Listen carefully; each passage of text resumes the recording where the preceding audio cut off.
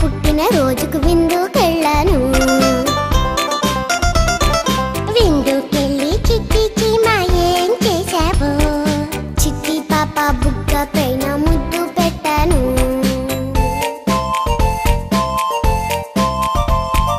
చిట్టి చీమ చిట్టి పాప ఏం చేసింది, చిట్టి పాప పెట్టిన ముద్దుకు కారుమన్నది. అయ్యో కారుమన్న చిట్టి పాపకు ఏం జరిగింది, చిట్టి పాప చిట్టి బుగ్గ ఎర్రబడింది.